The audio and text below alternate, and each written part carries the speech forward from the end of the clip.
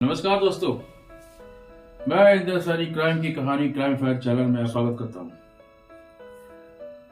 दोस्तों, आज की कहानी भी एक मर्डर केस से संबंधित है। कत्ल के बारे में सब कुछ पता था और कातिल कौन है और कत्ल करने का मकसद क्या था यह भी पता है। यदि सारे सबूत मिल जाते हैं, लेकिन इस केस में ना तो कोई मुकदमा होता है, ना ही कोई सुनवाई होती है, ना ही कोई और कार्रवाई होती है और ये केस हमेशा के लिए क्लोज कर दिया जाता है। इस पूरी घटना की सच्चाई को जानने के लिए हमारे साथ आखिर तक बने रहें और समाज में ऐसी घटना जो घटती है, आप भी सावधान रहें। तो ये सच्ची घटना कर्नाटक राज्य के एक चिकमगलूर जिले की है। यहाँ कदूर नाम की एक जगह है। कदूर के लक्ष्मी नगर एरिया में एक छोटी सी फैमिली रहती थी। ये बात है सन 2020 की। इस फैमिली को चलाने वाले कृष्ण रेवंत, इनकी एज कोई 35 साल के करीब होगी। इनकी जो पत्नी 21 साल की कविता बिंदु। इनके 2 बच्चे थे, 6 साल का बेटा और 6 महीने की एक बेटी थी। और अचानक 17 फरवरी 2020 शाम 8:30 बजे डॉक्टर रेवंत अपने बेटे के साथ क्लिनिक लेकर जाते हैं और क्लिनिक से लेकर शाम को वापस आते हैं। और जैसे ही वो क्लिनिक से घर वापस आते हैं तो घर के बाहर देखते हैं कि बाहर कुछ दरवाजे पर पड़ा हुआ है। दरवाजे के पास किसी चीज को ढका हुआ है। तो उनको ऐसा लगा कि जैसे घर के बाहर कोई चादर डाल के सो रहा है। और जैसे डोरमेट को हटाते हैं तो डोरमेट को हटाते ही उस चीज को देख के थोड़ा सा घबरा जाते हैं कि बाहर क्या पड़ा हुआ है। लोग से चीख निकलती है। कार को सुनकर आसपास के लोग भी आ जाते हैं और लोग सारी सिचुएशन को देखकर हैरान हो जाते हैं, क्योंकि वहां पर डॉक्टर रेवंत की पत्नी कविता बिंदु की लाश पड़ी होती है। उसके गले पर कट लगाया गया था और खून भी बिखरा हुआ था। लोगों ने जब देखा तो लोगों को ऐसा लगा कि इनकी मृत्यु हो चुकी है। और डॉक्टर रेवंत जो रोते हुए अंदर जाते हैं और घर की लाइट ऑन करते हैं। घर की लाइट ऑन करने के बाद इन्होंने देखा कि सारा सामान घर का बिखरा हुआ है। बेडरूम की हालत भी बहुत खराब थी। अलमारी भी खुली हुई है, तो उसका लॉकर भी खुला हुआ है। रेवंत को कुछ ऐसा लगता है कि कुछ गड़बड़ है और उन्हें ऐसा लगता है कि चोरी हुई है। और जो कविता ने गहने पहने हुए थे वो गहने भी सारे गायब है और घर में जो कैश था वो भी गायब है। गहने और कैश को लेकर तकरीबन 4 लाख की चोरी हुई थी। आसपास के लोगों ने रेवंत को कहा कि आप पुलिस को फोन करें और रेवंत ने पुलिस को फोन किया। पुलिस स्टेशन से एक पुलिस की टीम घर आती है। डॉक्टर रेवंत ने पुलिस को बताया कि घर में कैश और जेवर जो थे उसको मिला के तकरीबन 4 लाख की चोरी हुई है। घर में उस वक्त सिर्फ 6 महीने की बेटी थी। रेवंत अपने बेटे के साथ क्लिनिक में था। तो लाश को पुलिस पोस्टमार्टम के लिए भेज देती है। इस तरह अचानक मौत होने से डॉक्टर रेवंत जो थे वो परेशान हो जाते हैं कि 6 महीने की बेटी जो है वो किस तरीके से उसे पाला जाएगा, किस तरीके से मैं उसे हैंडल करूंगा। तो धीरे धीरे सारे लोग इकट्ठे हो गए। कुछ मीडिया के लोग भी आ गए। फोरेंसिक टीम भी इस बात को लेकर काफी गंभीर थी कि कत्ल हो गया और चोरी का मामला लग रहा है, लेकिन कोई ना कोई सबूत तो मिलना चाहिए। पुलिस ने देखा कि रेवंत जो है वो घबराया हुआ है।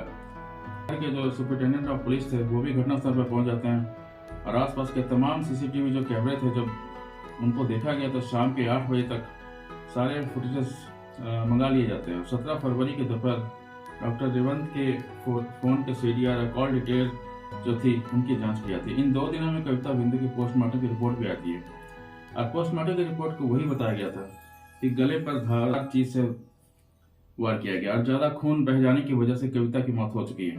पोस्टमार्टम की रिपोर्ट थी, उसमें ये भी देखा गया था कि नाभि के पास एंथीसिया का इंजेक्शन जो होता है वो लगाया गया था।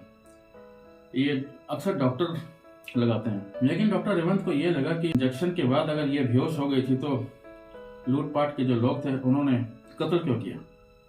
और सामान्य सी बात है कि अगर लूटपाट के बाद हो सकता है कि इसने विरोध किया हो, बदमाशों ने इनका कत्ल कर दिया। तो घर में इतनी तोड़फोड़ करने की जरूरत क्या थी?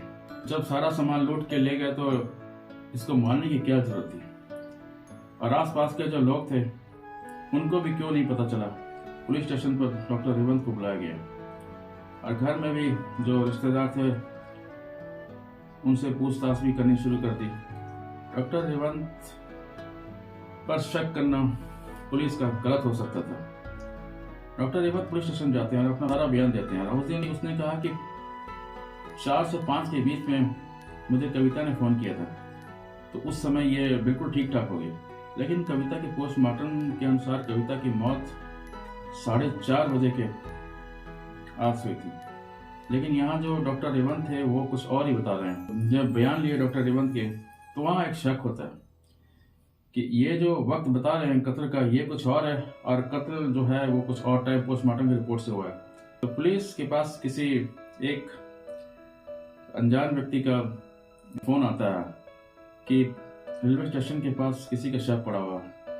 तो जब वो शव देखा तो पुलिस हैरान हो गई। पुलिस ने देखा कि ये जो शव है रेलवे स्टेशन के लाइन पर रेलवे फाटक के पास डॉक्टर रेवंत का ही शव है। और जब देखा तो डॉक्टर रेवंत की जो कार थी वो बिल्कुल ट्रैक के पास ही है। और लोगों ने बताया कि ट्रेन आई तो ये व्यक्ति कार से निकला और ट्रेन के आगे आ गया और इसके ऊपर से ट्रेन निकल गई। तो लोगों ने ये सारी जानकारी दी कि रेवंत ने ये खुदकुशी की है। तो रेलवे ने ये केस दर्ज किया। पहले से ही इनकी बीवी का जो कत्ल था वो कुदूर रेलवे स्टेशन में चला था। 5 दिन पहले ही कुछ लेटर उनके घर में बीवी का कत्ल कर दिया था और 5 दिन बाद पति ने भी अपनी जान दे दी। तो बड़ी गंभीर समस्या थी, ये आखिर ऐसा क्यों किया। एक तरफ उनकी पत्नी चली जाती है और डॉक्टर रेवंत भी चले जाते हैं, तो वो बड़ा परेशान था। हो सकता है कि वो बर्दाश्त नहीं कर पाया और अपनी बीवी के जाने का जो दुख था वो बर्दाश्त नहीं कर सका, उसने अपनी जान दे दी। इस घटना से रेवंत के प्रति डॉक्टर लोगों की जो हमदर्दी थी वो और ज़्यादा हो गई कि अपनी वाइफ से इतने ज़्यादा प्यार करता था कि अपनी वाइफ के बिना यह जीवित नहीं रह सकता था। और कविता और रेवंत के जो बच्चे थे वो दोनों अनाथ हो गए। पुलिस जो रेवंत की तलाशी लेती है, शायद यहाँ से कोई लेटर मिले जो मरने से पहले उसने लिखा हो।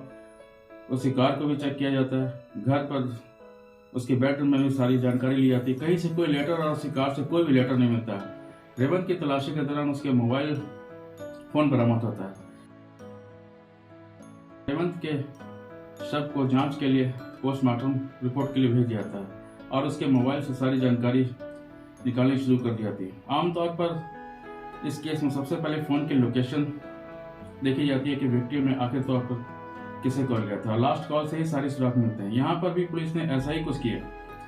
रेवंत की जो लास्ट की जो लोकेशन थी उसके फ़ोन की वो चेक किया। तो लास्ट फ़ोन जो था वो एक किसी हर्षिता नाम की लेडीज को फ़ोन किया गया था। तो पुलिस ने सोचा कि आखिर बार हर्षिता नाम की महिला को फ़ोन किया है तो हो सकता है कि खुदकुशी की वजह बताई हो, तो इस हर्षिता को फ़ोन करना चाहिए। तो पुलिस ने हर्षिता को फ़ोन किया और हर्षिता ने फ़ोन नहीं उठाया, ना ही कॉल बैक करती है। तो पुलिस को थोड़ा शक होता है कि क्या माजरा है। तो उसके जो फ़ोन नंबर के जरिए सारा कुछ जब उसने निकाला तो बेंगलुरु के एक राजेश्वरी नगर के पास शो हो रहा था, यही RR नगर का ही था। तो 22 फरवरी की रात को बिना देर किए एसपी ने उस एड्रेस पर अपनी टीम को भेज दिया। 4 घंटे का सफर तय करने के बाद पुलिस उस एड्रेस पर पहुंचती है। उसके घर के पास पहुंचते हैं तो वो देखते हैं कि काफ़ी ज़्यादा लोग उसके घर के आसपास खड़े हैं। पता चला कि जिस महिला की तलाश में खुद पुलिस वहाँ आई है उसने अपने ही घर में पंखे से लटक कर अपनी जान दे दी। तो ये सब सुनकर कुदूर पुलिस जो थी वो बड़े हैरान हो जाती है कि इस तरफ डॉक्टर रेवंत और इस तरफ ये महिला और उसके 5 दिन पहले उसकी वाइफ, आखिर ये क्या माजरा है। तो रेवंत के फोन से जो महिला हर्षिता का फोन नंबर मिलता है और उसी रात वो महिला भी फांसी लगाकर खुदकुशी कर लेती है। आखिर एक के बाद ये सारी जो हत्या हुई लगातार 5-6 दिनों में कैसे हो गई। तो यहाँ RR नगर की जो पुलिस थी हर्षिता के केस की जानकारी लेने में जुट गई और कविता की पोस्टमार्टम की रिपोर्ट को भी देखा जाता है। तो सारे जो टीम थी पुलिस की, जो एनेस्थीसिया की इंजेक्शन दिया गया था और लूटपाट की जो को देख के भी ये लगा कि घर में कोई बाहर से नहीं आया था। लगता था कि ये किसी प्रोफेशनल व्यक्ति ने किया है कि बदमाशों का जो कोई भी फिंगरप्रिंट और कोई सुराग नहीं मिलता है। तो पुलिस ने सारी जानकारी बच्चे से ली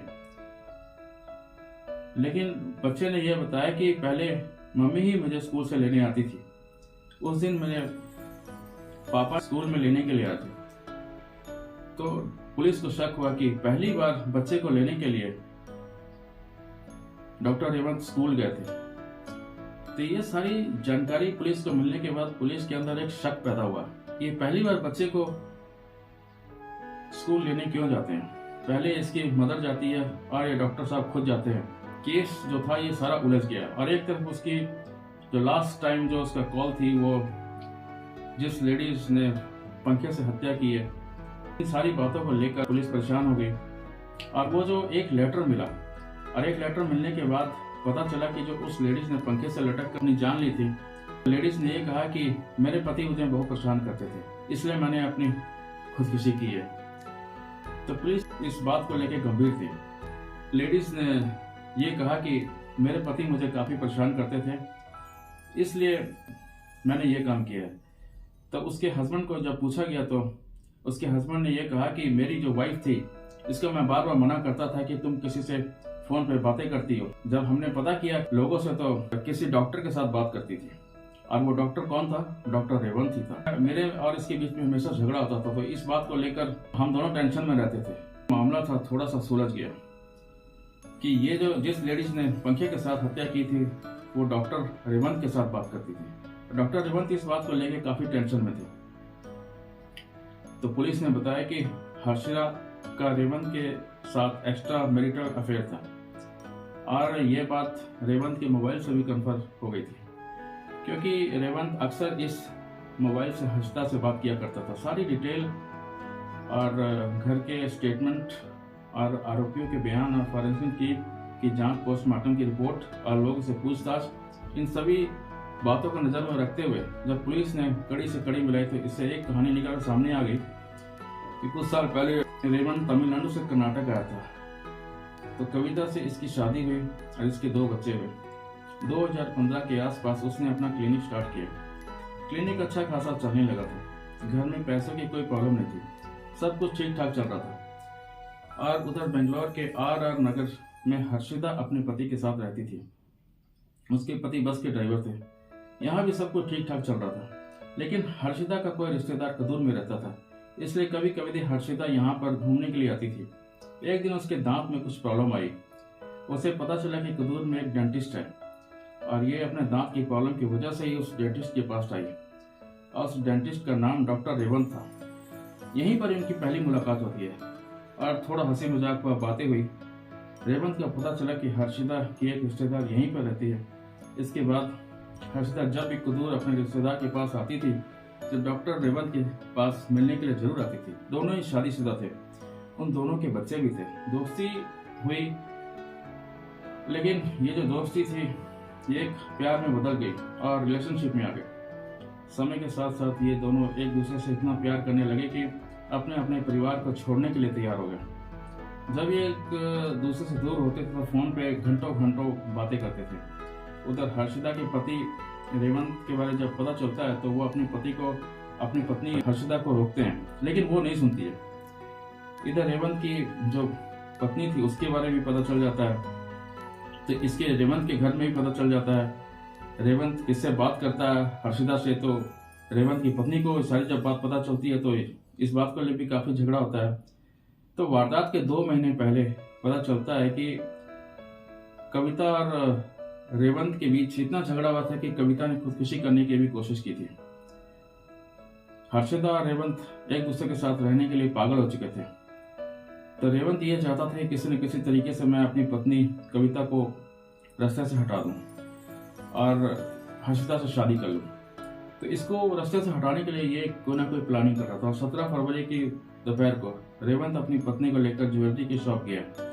वहां से कविता को कुछ गहने देकर घर आया और जबरदस्ती इसके मुंह में कपड़ा ठूस दिया। और दोपहर 2 बजे के आसपास एनेस्थीसिया के इंजेक्शन पहले ही तैयार करके रखा हुआ था। इंजेक्शन को कविता के पेट की नाभि के पास लगा दिया। कुछ ही पलों में कविता बेहोश हो जाती है और फिर रेवंत कविता घसीट कर कार शेड के पास लेके जाता है और बाहर डोर मेट के पास धारदार हथियार से उसे गले में चला देता है और खून लगातार निकल रहा था। हालांकि कविता जो थी वो एंथीसिया के इंजेक्शन से बेहोश थी और उसके बाद डोरमैट से उसे ढक दिया और सारे गहने उसके उतार दिए और उसके बाद घर में रखे गहने और कुछ कैश और 4 लाख का सामान किसी बॉक्स में पैक कर घर से निकल जाता है। अब बेटे को स्कूल से लाने का वक्त हो रहा था। रास्ते में उसने गहने को कोरियर करवा दिया। रेवंत इन गहनों को हर्षिता के एड्रेस पर भिजवाता है। पोस्टमार्टम के रिपोर्ट के अनुसार 4:30 बजे के आसपास उसकी मौत हुई थी और फिर रात को रेवंत अपने बेटे को लेकर क्लिनिक से घर आता है और लुटेरों वाली कहानी बनाई है। जब पुलिस को सीसीटीवी फुटेज और कॉल डिटेल्स और रेवंत के बयान से शक पैदा हुआ तो पुलिस ने उसे 21 फरवरी को पुलिस स्टेशन बुलाया। पुलिस के हाव भाव देखकर रेवंत को एहसास हो चुका था कि पुलिस को सारी बातें क्लियर हो चुकी है और पुलिस ने उसे अगले दिन भी बुलाया था। लेकिन हर्षिता को कॉल पर बताया कि मेरा जो भेद है वो पुलिस के सामने खुल चुका है, अब मैं पकड़ा जाऊंगा और मेरी बहुत बदनामी होगी और मैं अब जिंदा नहीं रह सकता। तो रेवंत अपनी जान देने से पहले हर्षिता को सारी बात बताता है कि वह खुदकुशी करने जा रहा है और फिर रेवंत ने ट्रेन के सामने आकर अपनी जान दे दी। उधर हर्षिता भी डर जाती है कि अब अगर रेवंत की वजह से मैं भी पकड़ी जाऊंगी और मेरी समाज में बहुत ज्यादा इंसल्ट होगी, बेइज्जती होगी। तो ये भी सोचने लगती है कि अब क्या किया जाए।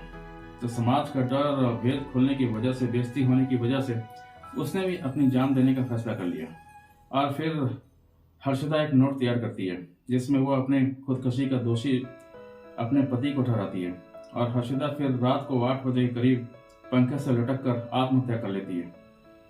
जब रात को उसके पति सुदर्शन घर आते हैं तो उन्होंने देखा कि दरवाजा अंदर से ब्लॉक है और खटखटाने पर भी दरवाजा नहीं खुलता है। तो हर्षिता को कॉल भी करते हैं, वो कॉल नहीं उठाती है। इसके बाद सुदर्शन आसपास के लोगों को बुलाते हैं और पुलिस को फोन करते हैं और पुलिस की आत्महत्या की जो वारदात है वो सामने आती है। वहां से एक लेटर भी मिला। 25 फरवरी हर्षिता के कमरे से गहनों का पैकेट भी मिला जिसे रेवंत ने पार्सल किया था। सारी जानकारी थी वो सामने आ गई और सारे सबूत भी मिल गए। लेकिन अब मुकदमा किस पर किया जाए, क्योंकि कातिल ने आत्महत्या की जिसकी वजह से ये सब हुआ, उसने भी अपनी जान दे दी और इस केस को पुलिस को वैसे ही बंद करना पड़ा और 2 बच्चे जो थे वो अनाथ हो गए और रेवंत की माँ अब 2 बच्चों का ख्याल रख रही है। जिस लेडीज से वो बात करता था, एक्स्ट्रा मैरिटल अफेयर था, ये काम जो था ये भी एक बहुत गलत काम था क्योंकि वो दोनों शादीशुदा थे। हर्षिता भी शादीशुदा थी, उसका भी पति था, उसके भी बच्चे थे और डॉक्टर रेवंत भी शादीशुदा थे। तो एक छोटी सी गलती से समाज और सोसाइटी जो थी इसके डर से इन्होंने आत्महत्या की। डॉक्टर रेवंत ने भी आत्महत्या की, खुदकुशी की और हर्षिता भी पंखे से लटक कर उसने अपनी जान दे दी। जो बच्चे अनाथ हो गए, इन सारी बातों को लेकर हमें सीख लेनी चाहिए कि हम जो करते हैं वो आगे पाते हैं। इसलिए हमें कोई भी गलत स्टेप नहीं लेना चाहिए जिससे हमारे आने वाला जो फ्यूचर है वो खराब हो जाए। अब बच्चों का जो फ्यूचर था वो तो दोस्तों खराब हो चुका था। चलिए, मैं ज़्यादा वक्त नहीं लेता हूँ, अलविदा कहता हूँ। अगर वीडियो अच्छी लगी हो तो दोस्तों लाइक और सब्सक्राइब जरूर करें और कमेंट्स जरूर लिखें। नमस्कार दोस्तों।